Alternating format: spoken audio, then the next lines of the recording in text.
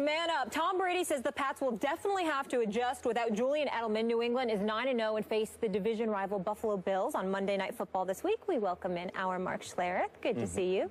Thank you. Thanks for joining us. Please tell us, how vulnerable are the Patriots without Edelman? I think this, just the statement by Tom Brady was, if you really listen to it, it shows you the greatness of the New England Patriots. Basically saying you're just not going to plug somebody in to take his role, but we're going to do what we do with the guys that we have and put them in positions, not the Julian Edelman position. So many teams think that, hey, we're going to plug in, Danny Amendola, and we're going to have you do what Julian Edelman does. No, you're not, because Danny Amendola can't do what Julian Edelman does. That guy in the slot is an absolute freak show, and I'm talking about Julian Edelman. He's nasty. I mean, he gets after people. He's one of those guys that's fearless across the middle. There are very few of those guys that that can do that, but it goes to show you the mentality of the New England Patriots. We're not going to ask somebody to come in and be Julian Edelman, because there aren't any Julian Edelmans. What we're going to do is put our guys in the best position based on their skill set to have success. Will there be a drop-off? There's three people on the New England Patriots that you look at, three players that you look at that are irreplaceable. Tom Brady. I mean, you can't replace him. Gronkowski, guy's a freak show, and Julian Edelman. So they have lost a large portion of what they do on the offensive side of the ball as far as keeping the chains moving and staying in front of the chains. Julian Edelman did that, and he got the tough, nasty yards for them. And he was, at the wide receiver position, and you don't say this about very many guys, he is one of those guys that sets a tone for their offensive football team from just a pure nastiness standpoint. That's Julian Edelman. They're going to miss all those factors about him. Yeah, I agree. So more vulnerable than, are you saying they could lose a game down the stretch? Oh, sure. Yeah. Sure. I mean, it's, you look at their ability to stay on schedule, right? What he does in the middle of the football field, that to me is the biggest thing. You've lost a big portion of the staying on schedule of your offense, right? Being in 3rd down and 2, we can live there all day long. We can convert. We've got a myriad of different plays that we can run in 3rd and 2. You're in 3rd and 8 because Julian Edelman isn't across the middle of the ball for you. That's a different story. And when you lose that aspect of your offense, there's very few guys. Like, not everybody is as tough as Julian Edelman. Not everybody is as nasty as Julian Edelman. There are some guys that lack some of that mental toughness to do the things that he does. And I'm not saying they're not tough individuals. You don't play in this league if you're not a tough individual, but they're not the same. They're not cut from the same cloth that Julian Edelman is. That guy is a bad dude now. Okay. Let me say this. Please. First things first, question. Julian Edelman, is he out? How long? Well, we don't know. I mean, he could come back for the playoffs, but he's out for a significant amount of time. The Jones fracture, and it's a bad injury, and there's a chance he won't come back at all. There's a chance. Remember, Dez rushed back, and Dez is missing practice this week with foot. So I'm assuming his foot is still aching. Okay. Minimum 6-week injury. All right, minimum 6-week injury. But they say it's a 3-month recovery. That's what all the surgeons say. Minimum 6-week injury. I'm thinking it's Julian Edelman, who's a bad you-know-what, and you take that into account along with the fact that you've got 7 games to go, and of course there's always the bye week, that is the playoffs, because you'll have one of the top seeds in the conference. So we're talking about close to 9 weeks that Julian Edelman will have. I'm predicting he's going to be back. Having said all of that, let's analyze this. Last time I checked, you actually have to play somebody. So I have to take the competition into consideration when I think about the loss of Edelman. Certainly, he hinders you offensively if he's out of the lineup because you rely on him, those 3 guys that are invaluable. You still got 2 of them, and Gronkowski and Brady. Okay, Brandon LaFell is still up in there. Danny Amendola might be able to do some things for you. You lost Deion Lewis, but LeGarrette Blount is no slouch. And we're talking about the Patriots organization, who is the creme de la creme. They are just elite. They're very, very thorough at what they do. No question about it. And it can't be disputed. Now let's analyze who they're going up against. This week, they're going up against the Buffalo Bills. Stephen Gilmore stupidly talked about how they'll be ready for the Patriots. Just gave them bulletin board material, opened his mouth. The Buffalo Bills going to pay for that. We know that's coming. After that, you got the Denver Broncos. Osweiler's your quarterback now, not Peyton Manning. I'm sorry, I don't believe for 1 second that Brock Osweiler is going to beat the New England Patriots. I just don't see it. I don't see it happening. The Philadelphia Eagles. Well, Mark Sanchez might be the quarterback there, or Sam Bradford, not Bradford. I think that's a win. And then we got the Houston Texans. Oh my goodness, I'm so touched. They got Brandon Whedon now. Did you see the news? Did you see the news, Larry? I mean, it's Brandon Whedon now. They got a quarterback now, according to Jerry Jones. So that three backups. You remember Brandon Whedon, yep. the guy that Jerry Jones said, boy, could he really throw a football? Right. And then weeks later you cut him. Okay, you let him go. All right. So we all know about. You're saying they've cornered the market on backup quarterbacks in Houston. Exactly. Okay. Nobody has more backup quarterbacks than the Houston Texans. So we got that. The next contest on the list is the Tennessee Titans. Do you want me to start laughing a little bit too early? I mean, just stop it. So then we get to the New York Jets. That could be very interesting because we had that.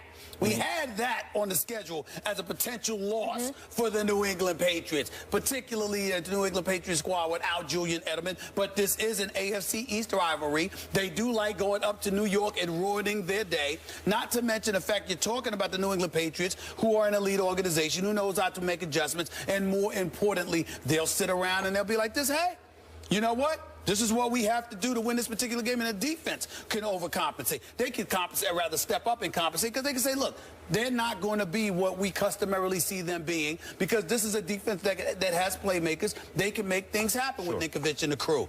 And then last but not least, you're at the Miami Dolphins, which could or could not be a very interesting situation. So what we're talking about here is the New England Patriots maybe losing a game. That's really what we're talking about here. The debate is whether or not they're going to go undefeated or not. But I think the loss of Edelman will be minimal, because I think all of those games are winnable, and he'll be back for the playoffs. Right. I think I agree with you in this. I don't think it's really going to affect their schedule that much from the standpoint of wins and losses. I still think they're going to win. I said it weeks ago. I think they're going to win out. But it's certainly. You think they're going to go undefeated? Yeah. Okay. Yeah. Okay. But it certainly hinders that process to some degree. And then, from the standpoint of what kind of chemistry, what do you have coming back when he does, and if he's healthy? So there's some question marks there. They're still, in my mind, the best team in the National Football League. From a coaching standpoint, from an execution standpoint, you just go back to the Giants game, just from a management of the clock and the situation standpoint at the end of the game, they're the New England Patriots. There's a reason why they win. There's a reason why they're better than everybody else, because they're smarter and they out-execute everybody else. That's what it comes down to. By the way, Buffalo can back up Gilmore's mouth. Trust me. Think so? That team is coming together and coming on. This will be a battle on Monday night. I will bet you it will go to the wire. Tyrod put up 32 on New England's defense at Buffalo. I cannot tell you how shocked I am to hear you say that. Well, I actually really thought that once you heard Gilmore opened his mouth. I'm shocked to hear you say that. Good. I hope you're right, because I don't feel like seeing a blowout. But I don't know. I don't know. So back to the question.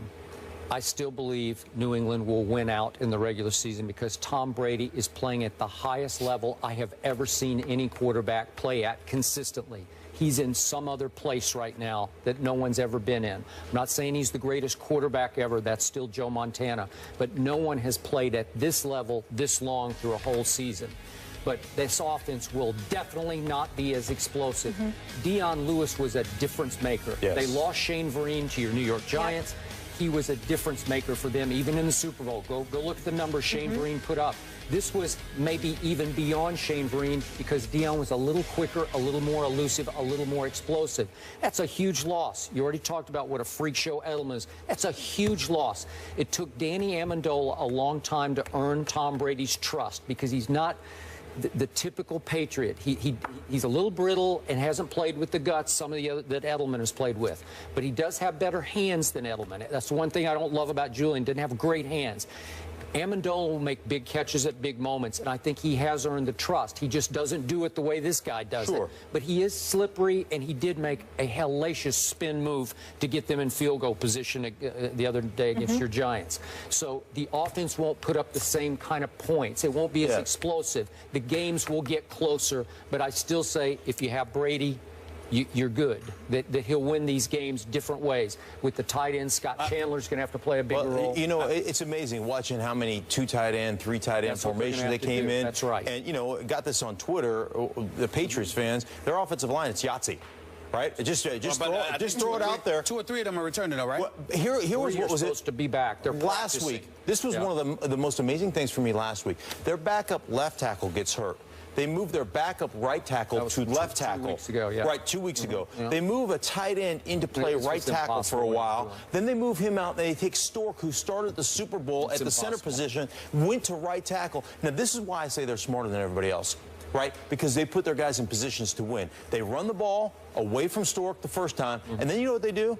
They throw a 5-step drop with a set cut principle. So they're saying the ball's coming out of Tom Brady's hands. You don't have to hold up for very long. What we want you to do is set and then go cut. I mean, he almost cut this guy in half on the first pass pro. 2.5 seconds, the ball's the first pass pro he's in, and saying we're going to set the tone for you and give you an opportunity, even though you're playing out of position, to have success. It may not be pretty, but you're going to have that opportunity. That's coaching. Last comment. If what you two say about Julian Edelman's value comes to fruition, I believe the Jets beat them on December 27th. They're going to have a real shot. That's the game. I would have said the 29th, but Peyton went down. But I ain't picking Osweiler to beat the if Edelman is what you say he is, and I know you know, I'm telling you right now, I think the Jets have a chance to knock the Jets. The Patriots come in there 14-0.